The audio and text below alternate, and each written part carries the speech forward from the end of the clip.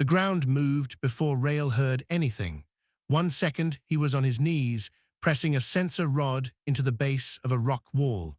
The next second, the wall was falling toward him. He rolled left. The rocks hit where his legs had been. Dust came down in sheets, and then the ceiling dropped, and the tunnel went dark and completely quiet. He lay still for a moment, listening to the dust settle. His head was fine. His left arm hurt, but he could move it. His lamp was gone somewhere under the rubble. He pulled a backup light from his belt. The beam cut through the dark and showed him the shape of his problem. 6 meters of collapsed tunnel behind him. The rest of the shaft, still standing, going deeper into the rock ahead. He had air. He had water. He had a small drill and 2 hands. He had done worse. Rail Doran was 34 years old and had been working survey contracts on Vaughan 3 for 6 years. He had come here after a short and unmemorable career as a field medic in a colonial aid unit. That work had taken him to places where things went wrong very quickly and no one came to help. He had learned in those places to keep his hands moving and his mind quiet. He applied that now. He started moving rock. It took 3 hours to clear enough of the collapse to notice the space behind it. His light found a gap between 2 large slabs, and when he pressed his face close, he felt warm air. That was wrong. Tunnels this deep ran cold. He pushed the smaller slab and it moved. He pushed harder.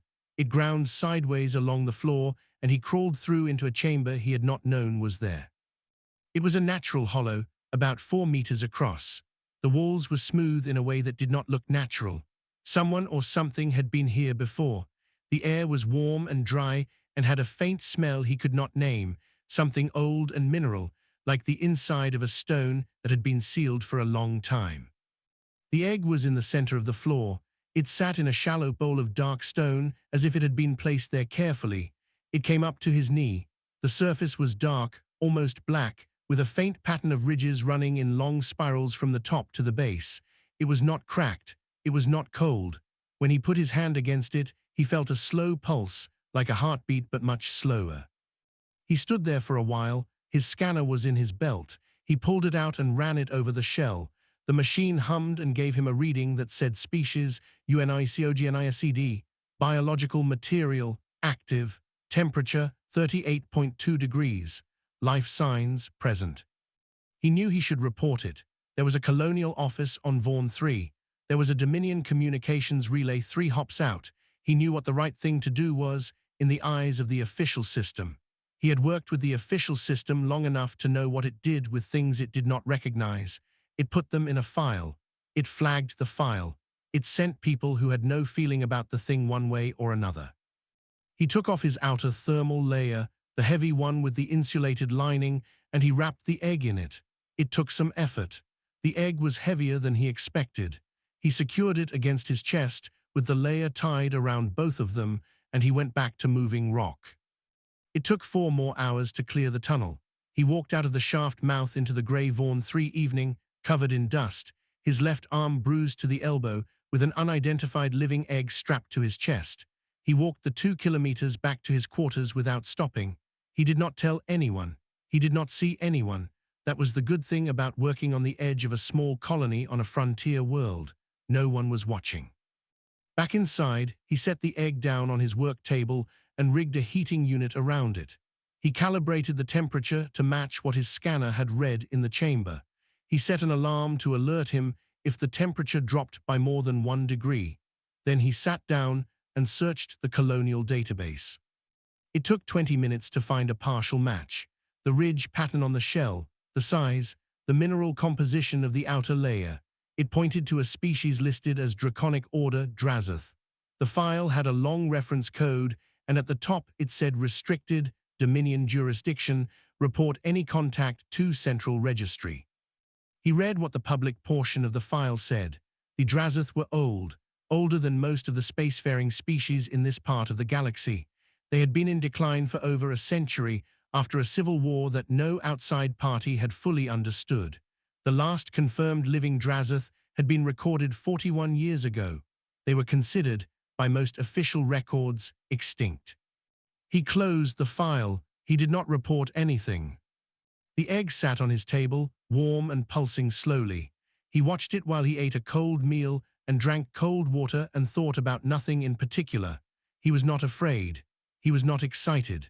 He felt a calm that he recognized from the field, the kind that came when a situation was already decided and all that was left was to act. 9 days later, at 2 in the morning, the alarm on his heating unit went off. Not because the temperature had dropped, because something inside the egg was pushing against the shell. He was awake before the alarm finished its second beep. He sat on the edge of his bed and watched. The shell cracked along one of the ridges, then another crack crossing the first. A piece of shell the size of his hand fell away. Then a small dark head pushed through and 2 copper-colored eyes opened and found him in the dark. The creature made a sound. It was short and soft, rising at the end like a question. Rael leaned forward and said quietly, "You are okay, you are safe." She blinked at him. Her scales were black and still wet from the shell. She was about the size of a large cat, all head and folded wings and oversized feet. She looked at him the way a very alert and curious creature looks at the first thing it has ever seen. He named her Sova, from an old Earth word for owl, because of the way she watched him. He did not sleep that night. He sat beside her on the floor while she slowly dried and slowly warmed and slowly stopped trembling. At some point before dawn, she pressed her side against his leg and went still. He had kept a lot of things quiet in his life.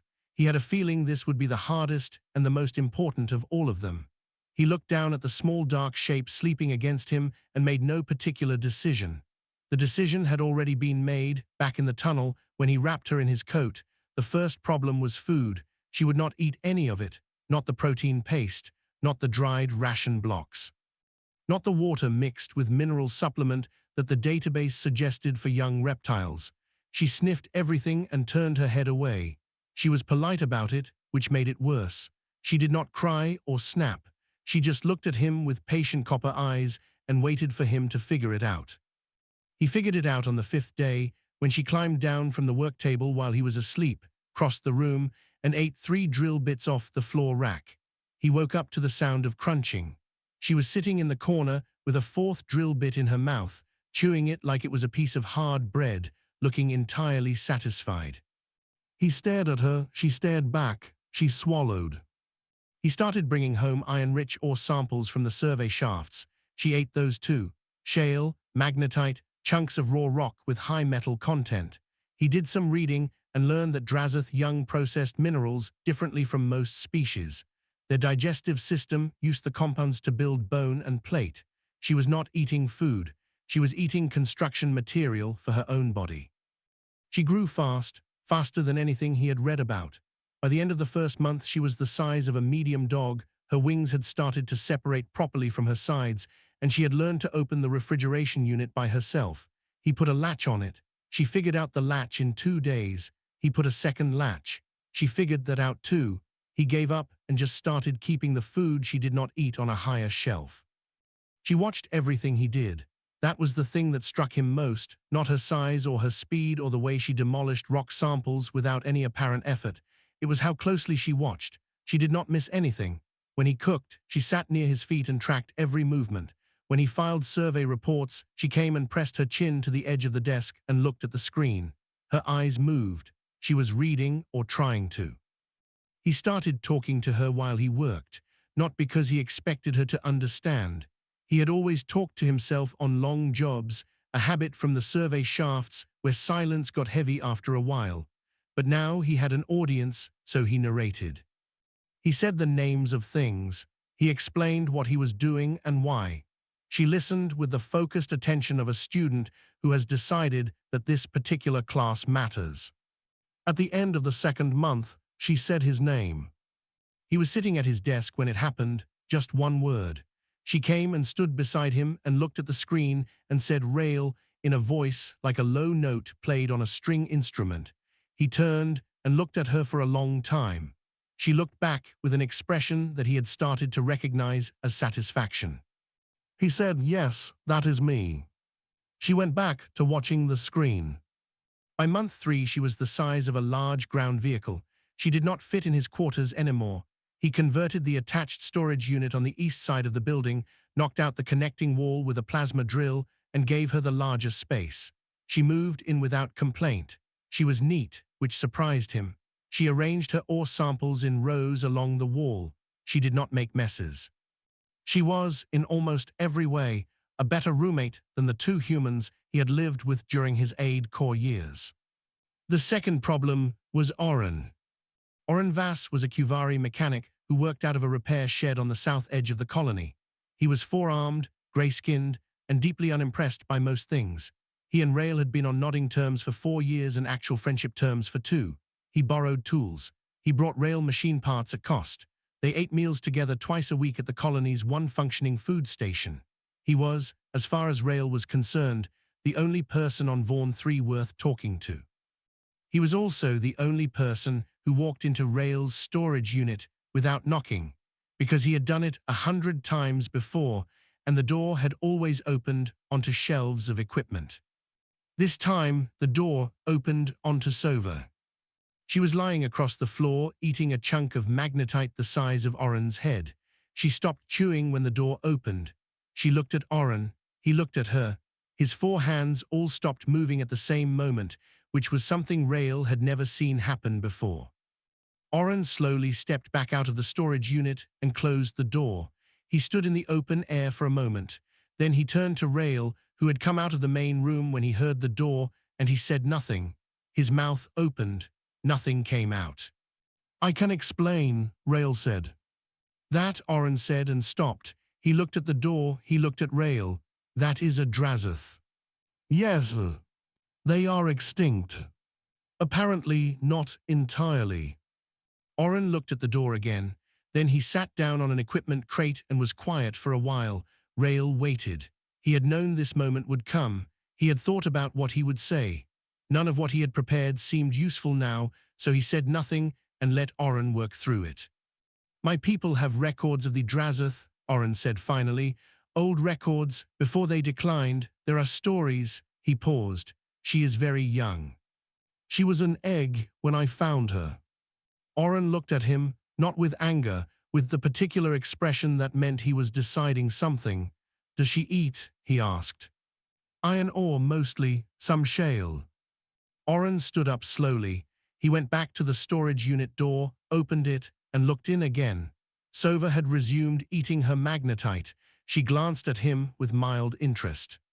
"Hello," she said, in accented but entirely clear trade language. Oren closed the door. He turned around. He pointed at Rail. "You are going to need help," he said, "and you are not going to tell me you can do this alone, because I will not believe you." Rail said, "I could use the help." From that point, Oren came every few days.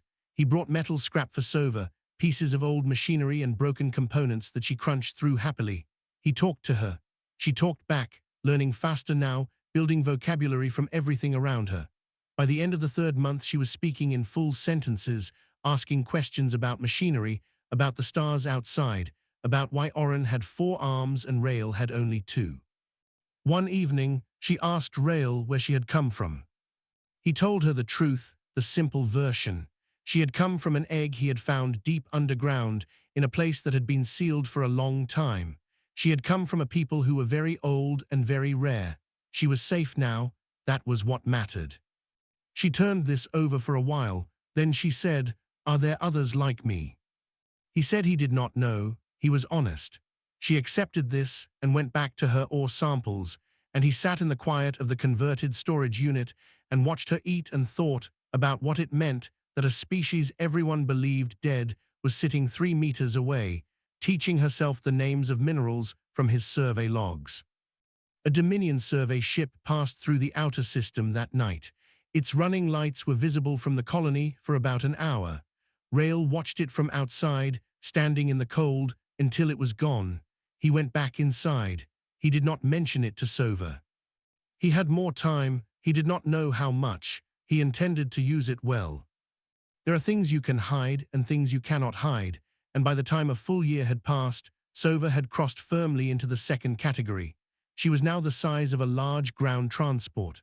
Her wingspan, when she stretched fully, reached from one side of the storage unit to the other and had recently taken a section of wall with it. She ate 40 kilograms of ore per day. She spoke 4 languages. She had finished every data file Rail owned and had started asking him to bring new ones from the colony archive. The storage unit was no longer enough. Rail had, by this point, built a secondary structure past the edge of the colony perimeter. He filed it with the colonial office as a secondary equipment depot for large drilling apparatus. No one asked to inspect it. The colony administrator was a tired man named Byrne who had more urgent problems than one contractor's storage permits. Rail built the depot wide and tall and reinforced the walls, and Sova moved in without complaint. He ran a power line out from his quarters and set up a lighting rig she liked, warm and low, the kind of light that made the space feel less like an industrial shed and more like a large, warm cave. Oren came twice a week and spent most of his visits having long technical conversations with Sova about the internal workings of various types of engines. She had become deeply interested in mechanics. She understood systems in an instinctive way that Oren found genuinely impressive, and he did not impress easily. He started bringing her broken components to diagnose.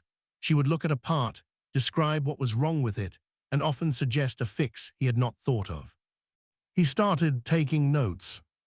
Outside, the colony talked, not about Sova specifically. No one had seen her, but the frontier is a quiet place, and quiet places notice disruption. People on the south side of the colony said they heard sounds at night, deep and rhythmic, like breathing but too large. One surveyor named Deft, who worked the eastern ridge, came back one evening looking pale and told the colony food station that he had seen something very large moving in the dark past the ridge line. He could not say exactly what it was, just that it was big and it moved with a kind of deliberate grace that nothing mechanical had. Rail was at the food station that evening. He listened to Deft's story with a calm face and then said, in a reasonable voice, that there were large rock formations past the eastern ridge that caught the wind in unusual ways, and that the low light played tricks on the eyes out there. He had seen the same thing himself, he said. Deft looked uncertain but nodded. The people around him nodded too. Rail finished his meal and went home. He told Sova that she needed to be more careful about where she moved at night. She said she had been on the other side of the ridge, where the open flats ran for 3 kilometers before the next geological feature. She said she had not known anyone was watching from the eastern survey path. He said now she did. She considered this and said she would adjust her route. She did not apologize for going out. He did not ask her to. The Dominion inspector arrived 6 weeks later on a standard transport. His name, as listed in the colonial arrival log, was Adolphus Selt, assigned to the regional office under Councillor Nera's administration. He was short, had 4 narrow eyes arranged in a horizontal line, and carried a tablet that he looked at more than he looked at people. He was there for a mining license renewal audit. Rail had known it was coming. The audit happened every 18 months. He had prepared his documentation carefully and had nothing in his files that pointed anywhere interesting. The audit took most of a day. Selt went through the survey records, the ore yield logs, the equipment registrations. He noted the secondary depot permit and logged it without comment. He asked routine questions and Rail gave routine answers. At the end of the day, when the formal review was nearly finished, Selt looked at his tablet and asked, without looking up, whether Rail had encountered any unusual biological material during his survey work in the past cycle. Rail said no. He said it in the same tone and at the same pace as every other answer he had given all day. Selt made a note and moved on. The audit concluded. Selt thanked him and left. That night Rail sat outside the depot in the cold and told Sova about the question. She was quiet for a moment. Then she said, he already knows something or someone told him to ask. Probably, Rail said. What does that mean for us? He said it meant they had some time, but not as much as before. She turned her head and looked at the sky. The stars on Vaughn 3 were thick and close-looking, the way they always were on worlds with thin atmospheres. She watched them for a while, then she said, I want to fly, a real flight, not just the ridge. He looked at her. He knew she had been doing short circuits at night, low and careful, staying below the sensor horizon. She had never asked for more than that before. He thought about all the reasons to say no. He thought about what she was going to be, and what it meant to keep her grounded in a shed past the colony perimeter for the rest of her life. He said, "Go ahead." She spread her wings. He felt the air move. Then she was up, fast and quiet in a way that nothing her size should have been able to manage, clearing the ridge in 2 beats of her wings and disappearing into the dark above. He sat down on a rock and waited. 1 hour passed, then 2, then 3. He did not go inside. He sat in the cold and watched the sky and kept his mind from going anywhere unhelpful. At 4 hours he heard the wing beats returning, still quiet, still measured. She came down in the flat behind the depot without disturbing anything, folded her wings, and walked around to where he was sitting. "I came back," she said. "I know," he said. He had not known, but he was glad to have been wrong to doubt it. 3 days later, he opened his Colonial Network access and found a small flag appended to his mining license file. Survey Zone 7, Biological Anomaly Query, pending regional review. It had been filed by CELT's office the day after the audit.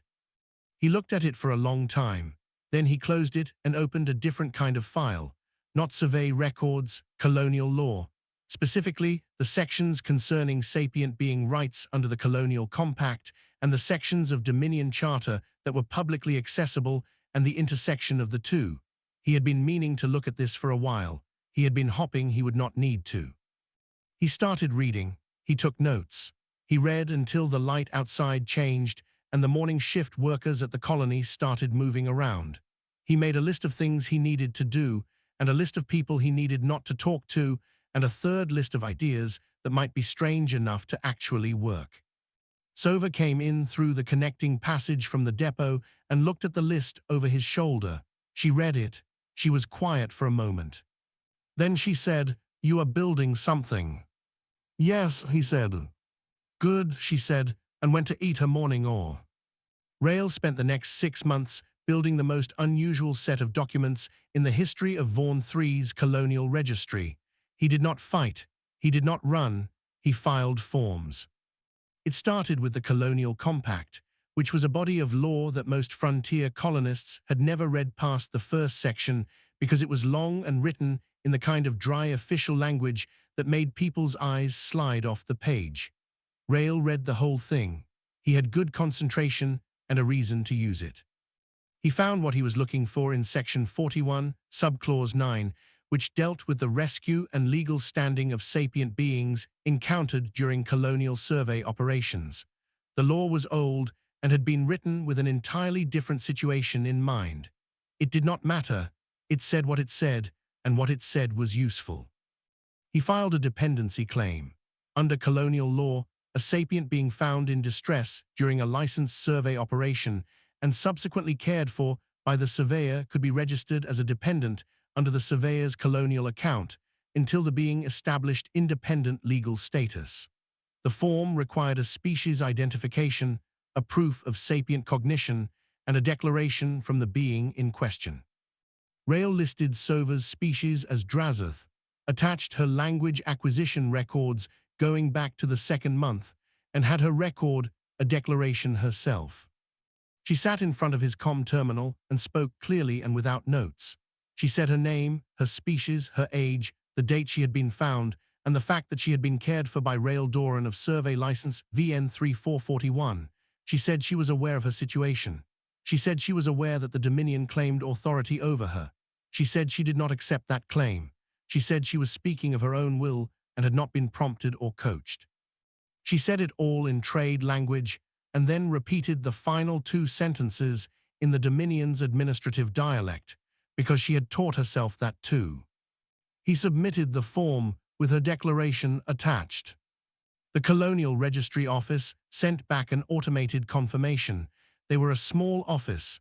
They did not flag it immediately. Rail moved to the 2nd document. The 2nd document was a language acquisition record, technically a standard form for logging the cognitive development of young sapient beings in colonial care. He had been keeping notes on Sova's language development since the beginning, partly out of habit from his medic days, partly because he suspected he would need them. He had 4 languages logged with dates, vocabulary counts, and examples of unprompted complex communication. The record ran to 40 pages. The third document was a residential registration for a named non-human sapient. It listed Sova Doran, species Drazoth, as a resident of the secondary depot structure on the eastern edge of the colony perimeter. It listed her dietary requirements, her approximate dimensions for emergency services reference, and her communication preferences. It was a form that existed for species that did not fit in standard colonial housing. It had been used before, mostly for large-bodied aquatic beings who needed specialist facilities. It had never been used for a Drazoth. Rael filed it anyway. Oren, when told about this approach, sat in silence for a moment and then said, "You are trying to make her so legally real that they cannot just take her." "Yes," Rael said. "Does that work?" "I think it makes it harder. There is a gap between Dominion custody law and colonial sapient rights law. The Dominion assumes their law takes precedence. Colonial law assumes colonial sapient rights are primary within colonial jurisdiction. Nobody has ever tested the gap because nobody has ever had a reason to." Oren looked at the stack of filed documents on the screen. She is also going to need a way to speak for herself, publicly, before they define her. That was the fourth thing. Oren built her a communications array, an external unit with a registered colonial frequency that she could use to send and receive on the public colonial relay network. She started using it immediately. She made contact with ships passing through the outer system. She introduced herself by name and species. She was polite. She was interesting. She asked good questions and gave considered answers. Within 2 months, her frequency had been saved by over 40 vessels and stations who had spoken with her, and several had sent return messages just to continue conversations she had started. She was building a reputation before anyone could decide she was property. The Regional Dominion Office sent a legal officer to Vaughan 7 months after Celt's audit flag. His name was Officer Dren. He arrived with a custody order and the quiet confidence of someone who had done this kind of thing before and found it uncomplicated. He expected a hiding colonist, a creature that could not speak for itself, and a simple extraction. He walked into the secondary depot and found Sova sitting with her forelimbs folded on the floor, a data reader propped in front of her, and an expression of polite attentiveness that Rael recognized as her listening face. Oren was in the corner eating something from a container. Rael stood at the side with a printed copy of all 6 filed documents. Dren presented his custody order. He read the Dominion statute that underpinned it. He explained that the Drazoth species fell under Dominion heritage protection and that all Drazoth were held in trust by the Dominion pending species recovery procedures. Sova waited until he was finished.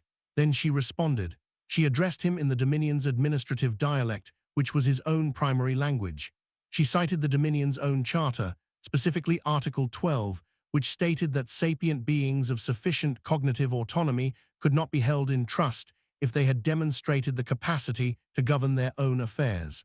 She cited her language records. She cited her independent declaration. She cited the colonial dependency registration, which under colonial law gave her provisional legal standing as a resident sapient. She was calm throughout. She spoke without rushing. She did not raise her voice. Dren tried several angles. She answered each one, not aggressively, with the patient thoroughness of someone who had read every document relevant to her own situation and had thought about it for months. After 2 hours, Dren said he would need to escalate. He left without executing the custody order. Rael walked him out. At the door, Dren stopped and looked at him with an expression that was hard to read. He said, "You prepared her for this." Rael said, "I prepared her for everything I could think of. She prepared herself for the rest." Dren left. His ship was gone before evening. 3 weeks later, a warship appeared on the colony's long-range sensor board. Not a survey vessel, not a patrol ship. Something much larger. It settled into high orbit and sent a single message to the Colonial Administrator's office, routed also to Rael's personal address. He read it twice, then he went to the depot. Sova looked up from her reading when he came in. She read his face the way she had learned to read it years ago. "What happened?" she said. "The Queen is coming," Rael said. Sova set down her data reader. She was quiet for a moment, then she said, "Good, I have questions for her." Rael looked at her, at the size of her, filling the space from wall to wall, at the data reader, at the neat row of ore samples along the back wall, at the comm unit Oren had built, still blinking with unanswered messages from ships that had spoken with her and come back to continue the conversation. He thought about a small dark thing with copper eyes pushing out of a shell on his work table, asking a question in the only language it knew. He thought about how far they had come from that night. "So do I," he said. The warship came down in the flat ground beyond the colony's western boundary, which was the only place on Vaughn 3 large enough to hold it. It did not ask permission to land. Ships that size rarely did.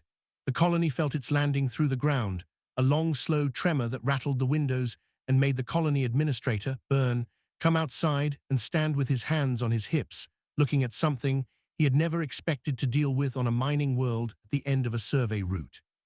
Rael stood outside the secondary depot in the clean jacket he had dug out from the bottom of his storage chest. He had cleaned his boots. He was not sure why. Old instinct, perhaps, from the Aid Corps days. When something large and official was coming toward you, you stood straight and you looked like you knew what you were doing, even when you were not entirely sure. The delegation came across the flat ground on foot, which also surprised him. He had expected transport vehicles. Instead, Queen Diva Sol walked. She was tall and moved at a pace that made her escort struggle to keep formation around her. She was not what he had built up in his mind over the past weeks. He had imagined something more formal, more distant. She looked instead like someone who had decided to handle a thing herself, because she did not trust anyone else to get it right. Admiral Toven walked 2 steps behind her on her left. He was broad, silver-ranked, with the look of a man who had decided the outcome of this situation before he had landed. He carried no visible weapon. He did not need to. The warship in the distance was the weapon. Counselor Nera walked on the Queen's right. She was older, quieter, and she looked at the depot with an expression that was harder to read. When her eyes found the large door set into the front of the structure, something in her face shifted. Not fear, something closer to awe. The Queen stopped 3 meters from Rael. She looked at him. She looked at the depot. She said, "She is inside." He said, "Yes." The Queen looked at the building again. Then she said, "Open it." He went to the door and pulled it open on its wide track. The light inside was low and warm. Sova was standing at the back of the space, which meant that when the door opened, what the Queen saw was the full length of her, from the broad chest to the folded wings to the long neck and the head that turned toward them at the sound of the door with unhurried calm. The Queen's court went completely still. One of the junior aides made a sound and stepped back. Counselor Nera put one hand over her mouth. Even Toven said nothing for a moment. Sova looked at them. Her copper eyes moved across the group with the same careful attention she gave to anything new. Then she looked at the Queen specifically, and she said, in the Dominion's own formal address language, "You are the Queen of the Dominion." The Queen said, "I am." "I have read about your government," Sova said, "and about mine. There are things I would like to discuss." Toven stepped forward. He had the custody order in his hand, a physical copy with the formal Dominion seal. He began to read from it. His voice was steady and official and entirely certain. He cited the Heritage Statute. He cited the Species Protection Clause. He used the word asset twice in the first paragraph. Sova listened to the whole thing. When he finished, she said, in a voice that was mild and clear, "You used the word asset. I would like you to clarify whether you used it in error or whether that is the Dominion's considered position, because the answer changes which part of the Charter I address first." Toven looked at her. "You are a Drazoth, the Dominion." The Dominion's authority over the Drazoth was established through the Compact of Restoration, signed at the end of the civil conflict, Sova said. The Compact granted the Dominion custodial responsibility over Drazoth territory and resources, pending recovery of the species. It did not establish ownership of Drazoth persons. Those are different things. The distinction is in Article 3, Paragraph 2. I can read it to you if that would help. Tovan looked at the Queen. The Queen looked at Sova. Rael stood to the side of the door and said nothing. He had said what he needed to say over the past 6 months in 60 pages of filed documents. This part was Sova's. The Queen asked for 3 days of negotiation. Tovan objected. She reminded him, quietly and without particular emotion, that she was the Queen. He stopped objecting. Over those 3 days, Sova spoke at length with Councillor Nera, who came to the depot every morning and stayed for hours. They talked about the old records, about what the Drazoth had been before the Civil War, what their society had looked like, what had caused the conflict that had ended them. Sova had read what she could find in Rael's data files. Nera had access to the deeper Dominion archives and described what was there. Sova listened and asked questions that Nera said no one had thought to ask before. Rael spoke with the Queen alone on the second afternoon. They sat outside the depot in the cold, which the Queen seemed unbothered by, and she asked him why he had done it. Not how. She had the documents. She knew the how. She wanted the why. He thought about how to say it. Then he said, she was alive and she needed someone. The Queen looked out across the flat grey ground. That is the whole reason. That was enough. She was quiet for a while. Then she said, the Dominion was built on the memory of the Drazoth. Their absence is the center of everything we do. A living one changes every equation we have. You understand that? I understand it is your problem, he said. It is not hers. On the second night, Tovan moved. He sent a team to the depot with a sedation compound designed for large biological organisms and an emergency transport provision signed under a military clause that bypassed the Queen's order for negotiation. He had done the legal work carefully. The clause was real. The authority was real. On paper it was tight. Sova was awake. She was always awake when she chose to be, and she had chosen to be that night.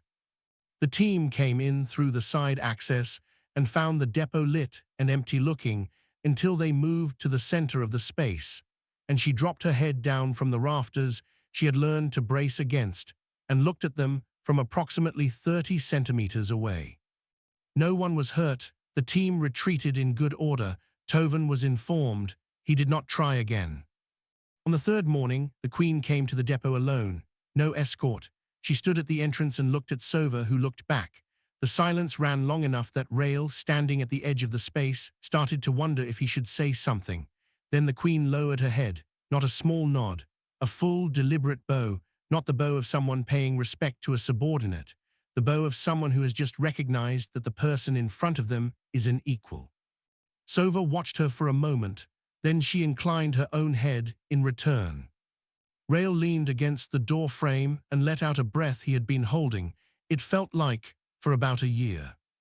The Queen's declaration was read into the Dominion's formal record on the fourth morning, standing in the open ground outside the colony with the warship visible in the distance and the entire population of Vaughn 3's small settlement watching from whatever vantage point they could find. Most of them did not fully understand what was happening. They understood the warship. They understood the Queen. They understood that the large dark shape visible through the open doors of the eastern depot was something they did not have a word for. They watched in silence. The declaration was short. The Queen had written it herself, which Councillor Nera told Rael was unusual. It stated that under Article 12 of the Dominion Charter, and in accordance with the established precedent of the Compact of Restoration, the Dominion recognized Sova Doran as a sovereign Drazoth, a status carrying the full rights of autonomous personhood and the diplomatic standing of a head of state. The status had existed in the original charter. It had never been applied because there had been no living Drazoth to apply it to. The Queen applied it now. She read the whole thing aloud without looking at notes. When she finished, the only sound for a moment was the wind off the flat ground to the west. Then Sova walked out of the depot into the open air for the first time in full daylight, in front of witnesses, and the colony saw what Rael had been living next to for the past 18 months. She was enormous. In the open space, she looked even larger than she did inside, her dark scales catching the grey Vaughn 3 light, her wings half spread for balance as she moved over the uneven ground. She stopped a few meters from the Queen and looked out at the gathered people with a calm that had nothing defensive in it. She was not hiding, she was not performing, she was just present in the way that very old species sometimes are, occupying space as if they had always been meant to.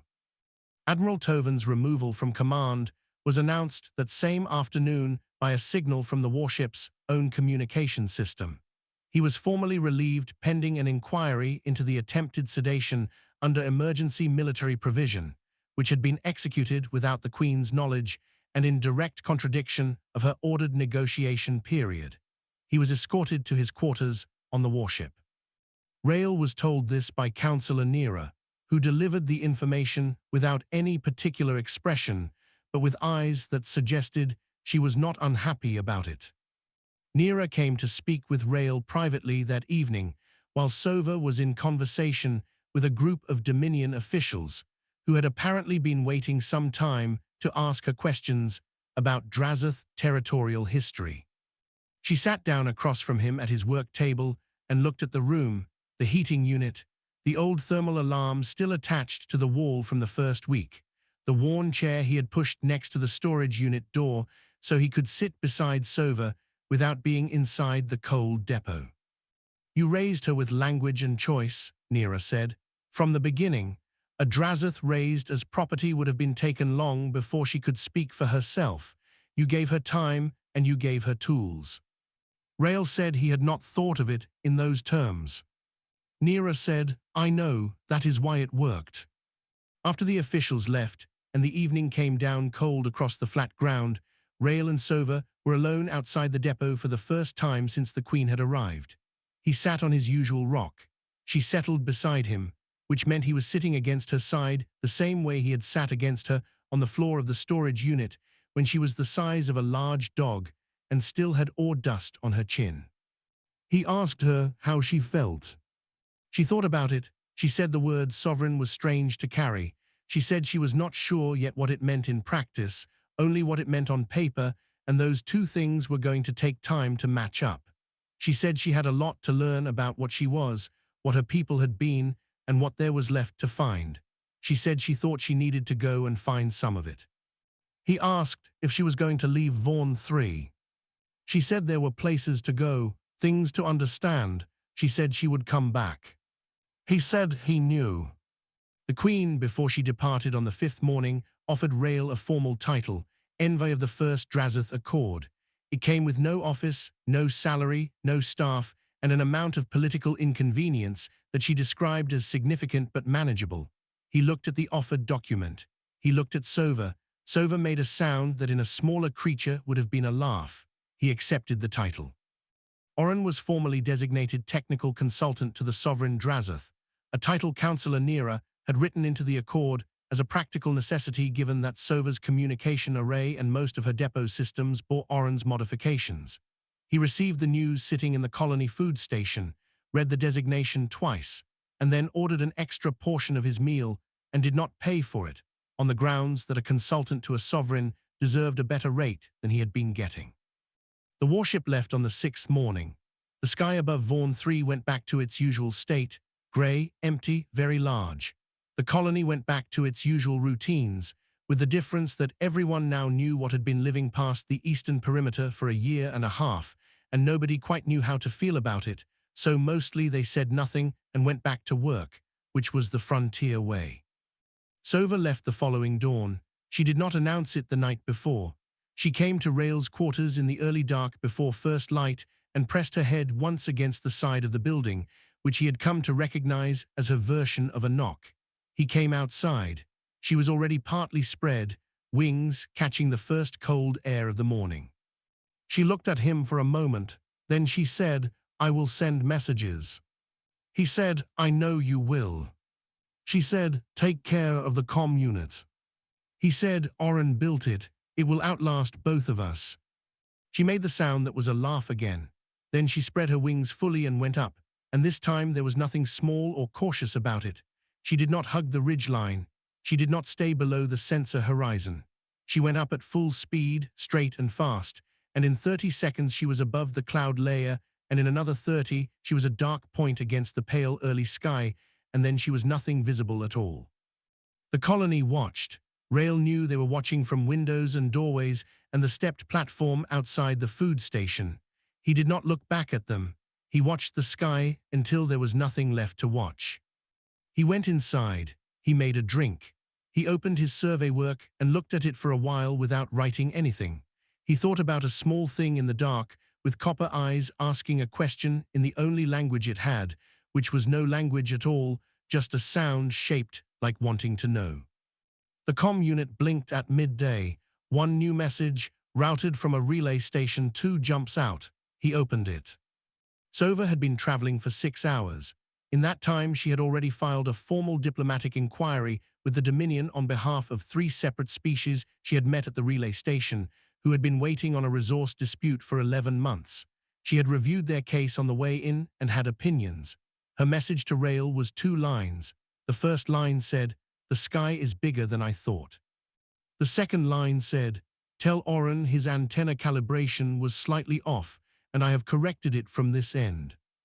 Rail read it twice. He laughed. It was a real laugh, the kind that surprised him, and it stayed with him while he pinned the message to the wall next to the old thermal alarm he had rigged when she was an egg. He stood there looking at both of them for a moment. The alarm, the message, 1 year in the past and 1 hour in the future, held together on the same wall of a small room on a frontier world that nobody had ever heard of before last week.